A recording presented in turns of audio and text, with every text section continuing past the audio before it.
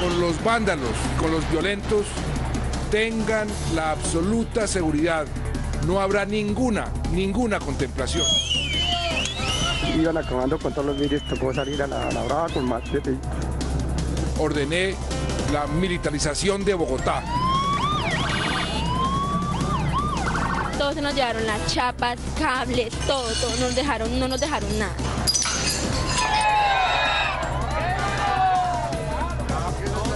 Le he pedido a los ministros que regresen a Bogotá y dejen nuestras propuestas sobre la mesa. Que mantenemos nuestra disposición a dialogar e invitamos a los manifestantes a mantener el paro, permitiendo el libre tránsito de los vehículos de todo tipo.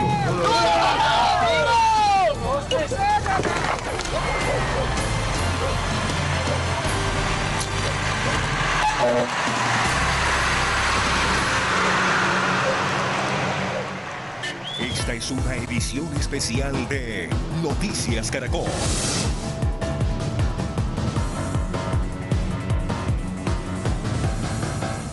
Buenas noches, esta es una edición especial de Noticias Caracol. Colombia reacciona a una de sus jornadas más tensionantes de los últimos años. A esta hora las autoridades trabajan para levantar los bloqueos en algunas de las principales vías del país. Esta acción se da luego de un primer acuerdo logrado entre el gobierno y los representantes de los campesinos que desde hace 12 días adelantan el paro agrario.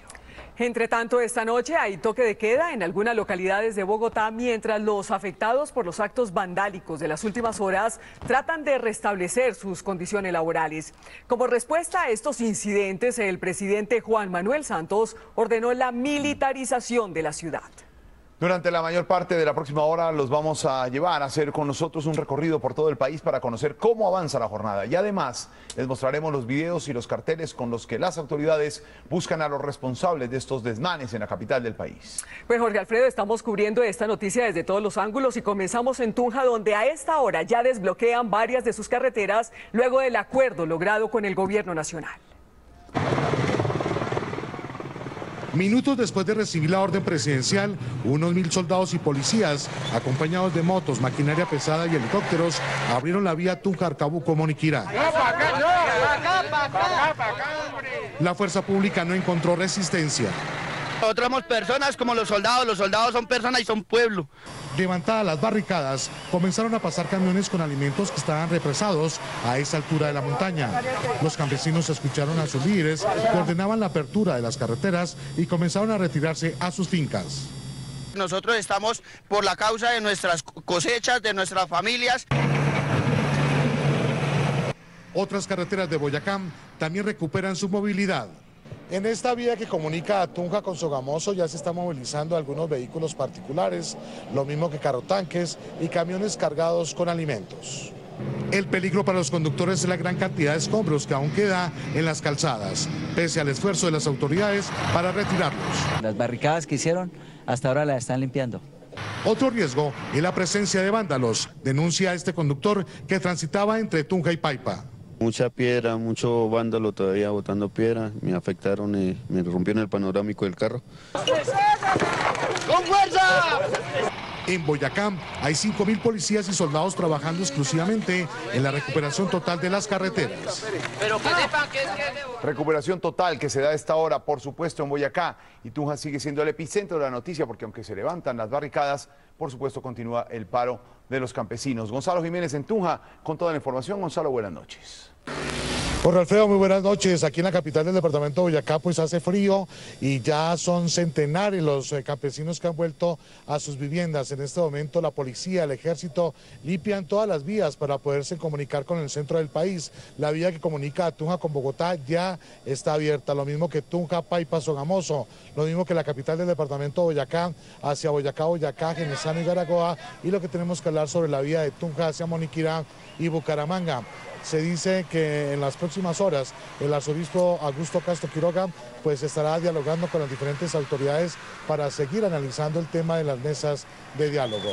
También aquí en la capital del departamento de Boyacá pues ya se están abriendo los almacenes y los pocos alimentos que quedan se están vendiendo y se espera que en las próximas horas lleguen huevos, carne y todos los elementos de la canasta familiar para salir de esta crisis en la ciudad de Tunja. Gonzalo Jiménez, Noticias Caracol. Pues Gonzalo, una de las consecuencias del paro campesino fue el bloqueo de la vía que conduce de Bogotá a Tunja. Estas acciones sitiaron a la capital de Boyacá, imposibilitando la entrada y también la salida de alimentos, también de combustible y de medicina. Noticias Caracol está haciendo un recorrido por esta vía para conocer si levantaron los bloqueos tal y como lo pidieron los negociadores en la mesa. Estamos en vivo con Juan Pablo Gaviria, que recorre la vía. ¿En qué sitio se encuentra Juan Pablo y cuál es la situación y el reporte? María Luisa, ¿qué tal? Muy buenas noches. Estoy en el municipio de Ventaquemada, en el departamento de Boyacá. Uno usualmente se gasta 1 hora 15 minutos para llegar hasta este lugar. Nos hemos gastado un poco más de ese tiempo para mostrarles a ustedes precisamente el estado de esta vía que estuvo bloqueada especialmente en 2 puntos, uno en Albarracín y otro en Villapinzón. Ya la vía está despejada y hemos podido hablar también con algunos transportadores que vienen desde Tunja y nos han dicho que la vía está despejada. Hay algunos escombros, eso sí hay que tener bastante precaución al momento de manejar algunos escombros, especialmente por la parte del puente de Boyacá. También por esta parte hemos podido encontrar algunos escombros en nuestro recorrido y algunas de las personas con las que hemos hablado aquí en este municipio de Ventaquemada, especialmente por el tema de las arepas, también nos han dicho pues que han empezado a abrir sus negocios con un poco de temor. Juan Pablo Gaviria, de Noticias Caracol. Juan Pablo, gracias. Información en vivo. Las vías de Antioquia también fueron abiertas con la ayuda de las autoridades que mantienen un estricto control en dichos puntos. En la autopista Medellín-Bogotá se encuentra Juan Pablo López. ¿Qué es lo último, Juan Pablo? Lo escuchamos. Buenas noches, los saludos desde el municipio del Santuario, en el oriente de Antioquia. Esta es la vía que comunica a Medellín con Bogotá. Poco a poco retorna la movilidad en esta vía que estuvo bloqueada en 3 puntos, en Marinilla, en Cocorná y aquí donde nos encontramos en el municipio del Santuario. También en las imágenes que ustedes pueden ver hay grupos de vehículos que se están movilizando en caravana acompañados por la fuerza pública y aquí donde fueron los bloqueos hay gran presencia, como ustedes lo pueden ver, del ejército y de la policía garantizando la movilidad por este corredor vial. También en Barbosa, en el norte de Antioquia, hay tensión generada por los enfrentamientos entre manifestantes y la fuerza pública en las últimas horas. Sin embargo, la vía está habilitada y el transporte empieza a normalizarse. A esta hora no se registra ningún bloqueo en las carreteras de Antioquia, según han reportado las autoridades. Es la información desde el oriente de Antioquia. Juan Pablo López Velázquez, Noticias Caracol. Pues Juan Pablo, así como han sido abiertas varias vías en Boyacá y Antioquia, otras aún permanecen cerradas. Vamos a hacer un recorrido por todo el país y vamos rápidamente en vivo a Ipiales, en Nariño, en la frontera con Ecuador. Allí está Natalia Cabrera. ¿Por qué sigue cerrado el paso, Natalia? Hola, ¿qué tal? Muy buenas noches. Pues básicamente porque los indígenas del pueblo de Los Pastos y los Quillacingas han asegurado que ellos no desbloquean la vía principal entre Pasto e Ipiales hasta que el presidente Juan Manuel Santos llegue a esta ciudad y se siente con ellos a dialogar directamente. Como esta, la vía que de Pasto comunica con el Putumayo, Mocoa, y la vía hacia el norte continúan totalmente bloqueadas, es decir que el departamento de Nariño se encuentra incomunicado con el resto del país por vía terrestre. Así como en Nariño hay otras vías que continúan con el bloqueo de los manifestantes. Sin vehículos permanece la vía que comunica el centro con el occidente de Colombia. En este punto entre Ibagué y Cajamarca, los campesinos han decidido que no van a levantar el bloqueo hasta tanto un funcionario del gobierno nacional se reúna con ellos en Cajamarca. Por su parte, las autoridades les han dado un tiempo perentorio para que desalojen la vía. De lo contrario, afirman, será habilitada por la fuerza.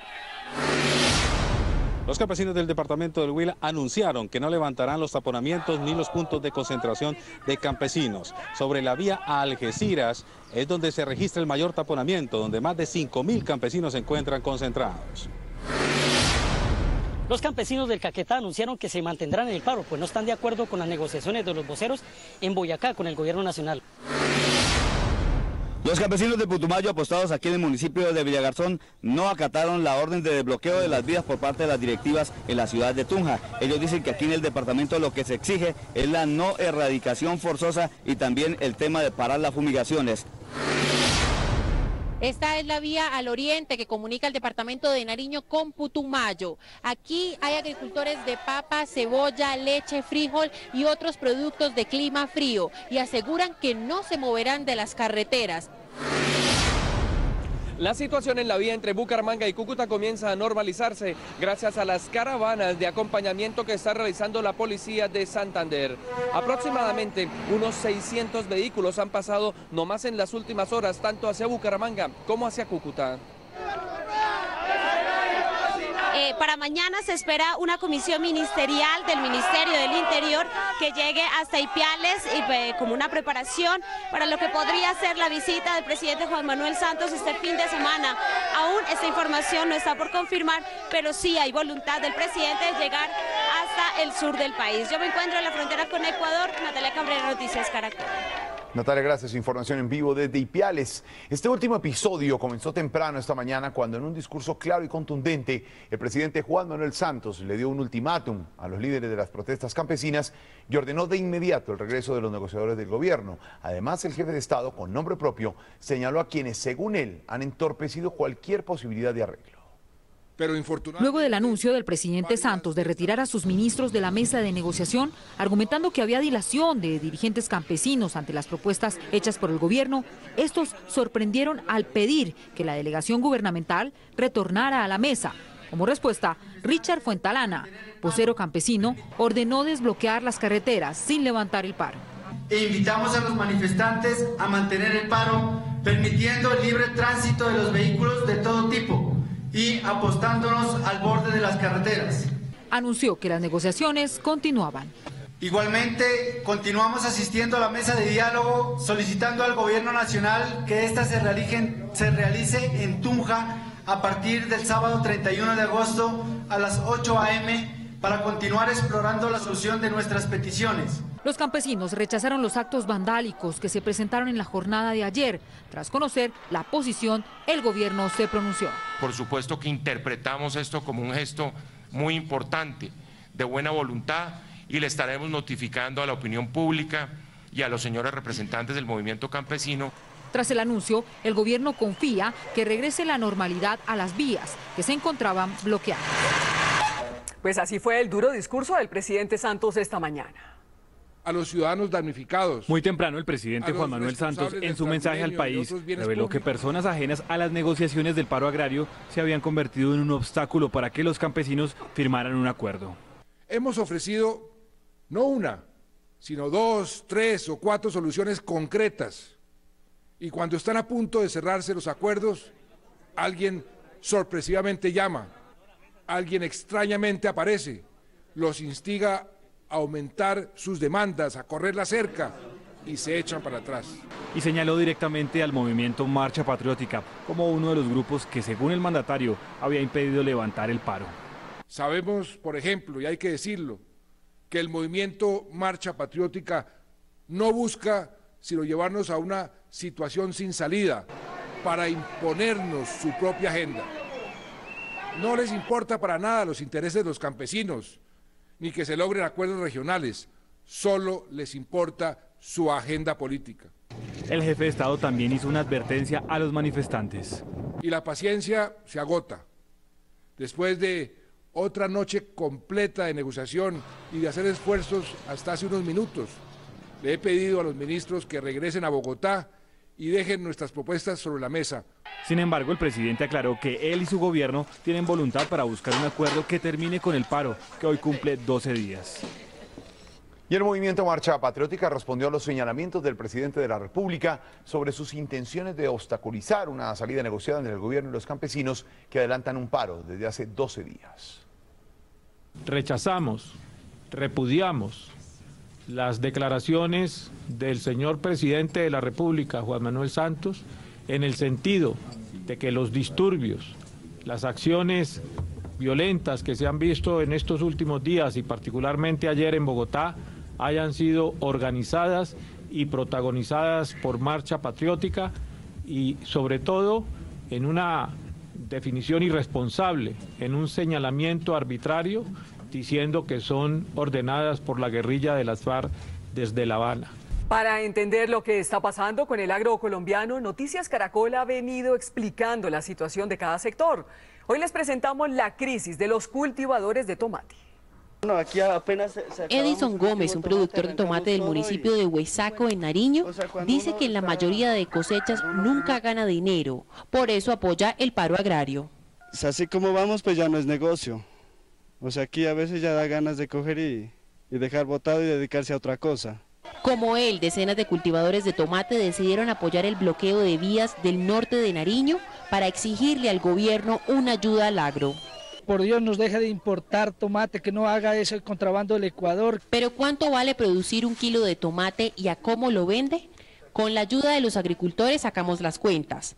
La infraestructura tiene un valor de 300 pesos, en fertilizantes se invierte 100 pesos, en fungicidas 50 pesos. La mano de obra cuesta 100 pesos, el transporte 100 pesos. En total se invierten 650 pesos por 1 kilo de tomate y los productores lo venden a 400 pesos en las plazas de mercado. Pierden 250 pesos por kilo. Sin embargo, en esta zona de frontera los agricultores compran los fertilizantes en Ecuador, donde son más baratos. Este insumo químico, que es básico para cualquier cultivo agrícola, en Ecuador se consigue a un precio de 6.000 pesos y aquí en Colombia tiene un valor de más de 12.000 pesos. Los tomateros le piden al gobierno evitar el contrabando en la frontera y ayudas para que en estos días de paro, en los que han visto caer la noche sin solución, valgan la pena. Esta es una edición especial de Noticias Caracol. 7 de la noche, 27 minutos. Mucha atención. La alcaldía de Bogotá determinó que habrá toque de queda desde las 10 de la noche en las localidades de Suba y Engativá, luego de los desmanes de las últimas horas en Bogotá. Y la policía reveló hoy en un cartel con las fotografías de los presuntos responsables de los ataques contra los ciudadanos y la fuerza pública ayer en Bogotá.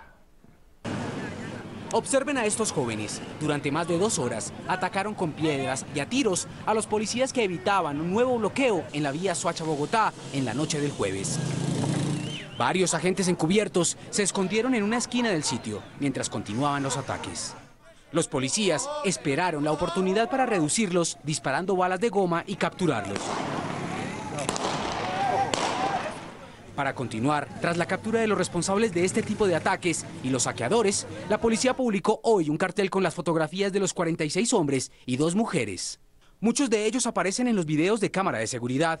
Por ejemplo, estos jóvenes que están en las fotografías 14, 19 y 20, según la policía, serían los responsables de las pedradas que recibió en la cabeza un auxiliar bachiller que hoy está muy grave en un hospital.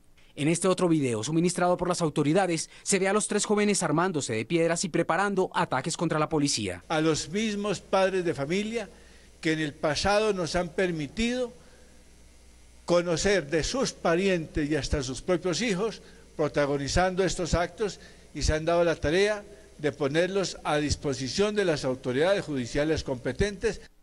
Grabaciones de video captadas en otros lugares muestran a vándalos que aún no aparecen en el cartel. Uno de ellos es este joven, sin camisa, que sale de la multitud, se agarra de la barra que está en la entrada vehicular del Palacio de Justicia. Con toda su fuerza, intenta desprender el tubo de más de 5 metros, pero solo logra doblarlo. Las cámaras de seguridad de la estación Jiménez de Transmilenio captaron estas imágenes antes de que otros delincuentes se las robaran. 2 jóvenes con capota ubican el sistema de video. Esto es lo que se puede captar del rostro de uno de ellos. Luego desarman el soporte de la cámara y se la llevan. Otro ángulo muestra a 2 muchachos destruyendo las puertas de la estación. Segundos después, estos jóvenes aprovechan el mismo hueco que quedó en la puerta para lanzarle piedras a un grupo de policías que acuden en moto para atender los disturbios que ocurren en otro sector. 512 personas están llamadas a responder ante la justicia por diversos hechos en diversas regiones del país. Para capturar a estos vándalos, el presidente Juan Manuel Santos anunció una recompensa. 10 millones de pesos para quienes nos den información para identificar y capturar a aquellos que están amenazando y extorsionando a las personas o empresas para obligarlos a parar. La policía habilitó el correo electrónico fuentesmeboccorreo.policia.gov.co y la línea telefónica número 373-0123 para denunciar a los vándalos. Las cámaras de Noticias Caracol que cubrieron las manifestaciones de ayer en el centro de Bogotá no solo registraron destrozos, también gestos de solidaridad, llamados a la cordura y cómo algunos estudiantes demostraron lo que era ponerse en el lugar del otro. Si para los policías es arriesgado enfrentar los constantes ataques de los manifestantes a pesar de la caparazón de escudos que los protege, hay algo peor, estar frente a cualquier atacante sin ninguna protección. Eso fue lo que hicieron estos estudiantes en una de las esquinas de la Plaza de Bolívar cuando empezaron a llover piedras sobre los uniformados. Su presencia detuvo el ataque, levantaron las manos y pidieron a la turba que no les lanzaran más piedras y todo tipo de proyectiles a los miembros del SMAT. Unas cuadras más atrás, el que se desarmó fue este policía. Se quitó el casco de combate y le dio la cara al grupo de estudiantes que pedía que no dispararan más gases. El gesto no pasó desapercibido y se convirtió en una cadena de salud.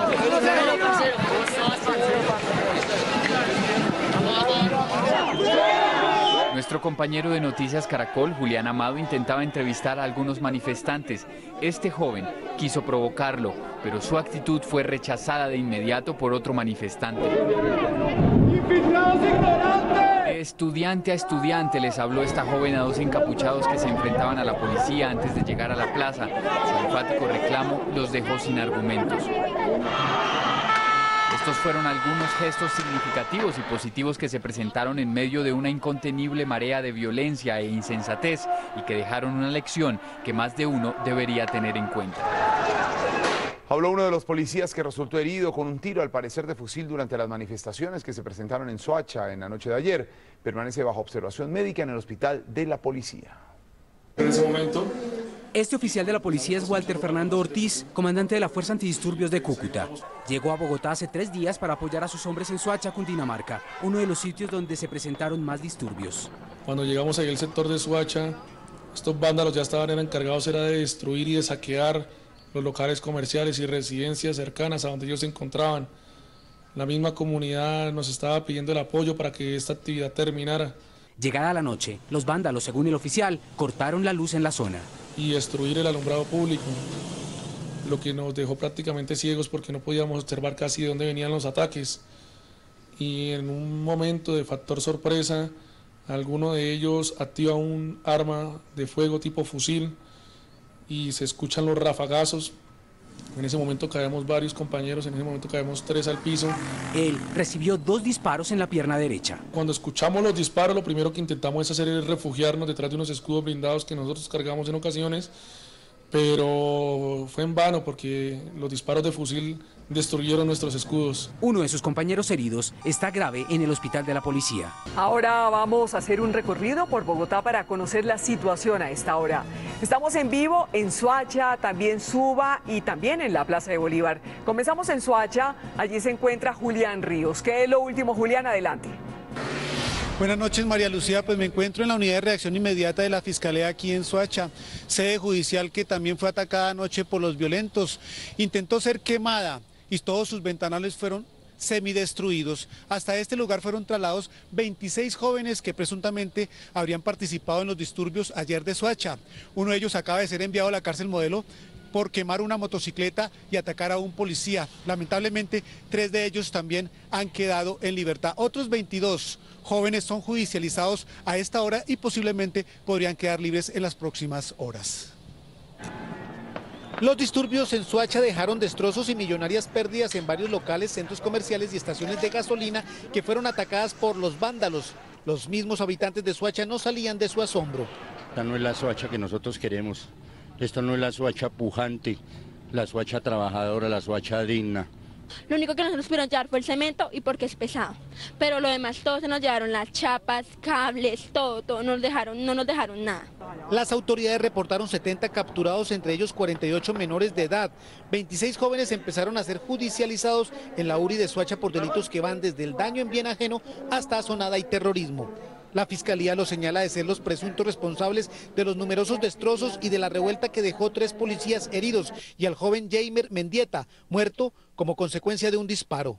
Pueden comprobar de que donde yo vivo, al hospital, uno puede medir eso como por tiempo y distancia. Ahí ya uno se da cuenta sinceramente que fue durante ese paro. Soacha y sus alrededores fueron militarizados. Ejército y policía patrullan las calles para hacer cumplir el toque de queda decretado. Precisamente el toque de queda rige desde las 6 de la tarde aquí en la población para los menores y a partir de las 9 será un toque de queda general. Desde la población de Soacha, Cundinamarca, Julián Ríos, Noticias Caracol.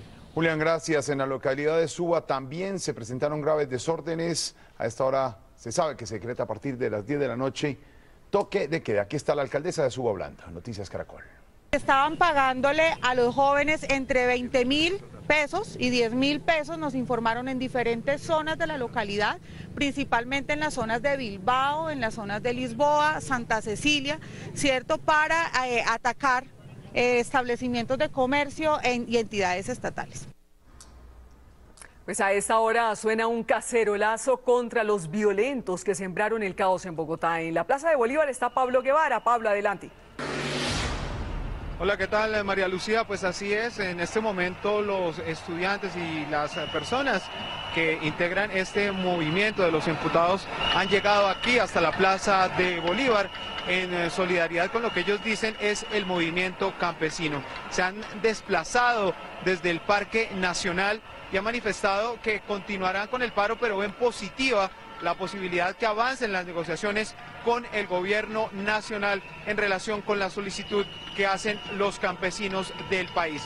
A esta hora la seguridad aquí en la Plaza de Bolívar es extrema, con presencia de uniformados de la Policía Nacional que pues están dispuestos para evitar cualquier brote de violencia o alteración del orden público en este lugar. Aproximadamente son unos 1000 personas las que han llegado hasta este sitio. Desde la Plaza de Bolívar, Pablo César Guevara, Noticias Caracol. Miles de presos en Colombia aseguran que son inocentes, así la justicia haya concluido lo contrario. Carlos Barragán nos cuenta esta noche la historia de un hombre que lleva 10 años en prisión pagando por el crimen de un alcalde de Rivera, Huila. En su investigación encontró a otro hombre que sabe quién fue el verdadero asesino. Caracol investiga. El 9 de agosto de 2004, cuando el alcalde de Rivera, Huila, Humberto Trujillo Arias, entraba a su casa, 2 hombres lo abordaron y lo mataron. Nadie, ni su hija ni sus vecinos, olvidan el dolor del crimen. Y sí, efectivamente estaba tirado en el piso, pero pues yo pienso que en ese momento ya estaba como muerto porque la mirada estaba perdida. Todo el mundo lo quería aquí en el municipio. 3 semanas después del asesinato, la policía capturó en Neiva a este muchacho, Armin Andrés Arias Figueroa. Transportó varias armas, entre ellas una que, aseguró la fiscalía, fue usada para matar al alcalde de Rivera. Que había matado a un señor, un alcalde, pero de lo cual no tenía ni tantico conocimiento. El testimonio de un desmovilizado de las FARC fue suficiente para condenarlo. Y solo Dios sabe, él es el único que, mejor dicho, me ha dado fortaleza para estar acá aguantándome que me hayan condenado a 34 años por algo que no tenía ni medio idea siquiera. Fue tanta su desesperación que atentó contra su vida. Me corté las venas. Aunque a Andrés le ofrecieron aceptar ser guerrillero y ganar los beneficios de justicia y paz, él insiste. ¿Militó en las FARC o milita? No, señor, no milito, ni he militado, ni quiero militar, ni me interesa militar, nada, nada, nada. Hace 5 años, en una cárcel de máxima seguridad, este ingenuo campesino se encontró en el patio con Adolfo Toledo, reconocido guerrillero de las FARC. Hablando con su paisano del Huila, le contó que estaba condenado a 34 años por la muerte del alcalde de Rivera. Toledo se sorprendió porque él sí sabía quién fue el asesino, pero guardó silencio. Yo fui el que fui a la casa, lo esperé hasta cuando él llegó. Se bajó de la moto y fue a abrir la puerta de la casa y cuando estaba abriendo la puerta fue que le disparé. Cuando Toledo se postuló a Justicia y Paz, confesó el crimen. Aseguró que a las FARC les pagaron por matar al alcalde de Rivera. Habían dado 480 millones de pesos por matarlo a él, porque era sacarlo del camino para un proyecto político que había. Para la hija del alcalde aquí todo huele mal. Pasaron cosas muy extrañas, como por ejemplo en el hospital de Rivera se perdieron las balas que le habían quitado, los señores que investigaban el proceso, como 3 personas renunciaron. Si Andrés Arias es inocente, ¿qué hay detrás de su condena? ¿Corrupción, engaño, afán de la justicia por condenar? Toledo dice que en Colombia los falsos positivos también son jurídicos. Le pagaban a gente, a guerrilleros, a milicianos, para que hablaran de gente, para que involucraran a gente para dar resultados. Andrés solo espera que la Corte Suprema, que reabrió su proceso, le devuelva la libertad perdida hace 10 años. A mí no me pueden condenar por algo que no hice y más no teniendo prueba. Adolfo Toledo ha confesado 20 homicidios, ha pedido perdón, pero está convencido que por lo que él hizo hay más colombianos presos o tras las rejas. Estamos investigando. Carlos Barragán Rosso, Noticias Caracol. Con este informe especial de Carlos Barragán terminamos las noticias a las 11:30 en la última edición con Luis Carlos Vélez. Los dejamos con Desafío África del Origen. Esto es Noticias Caracol, primero en noticias.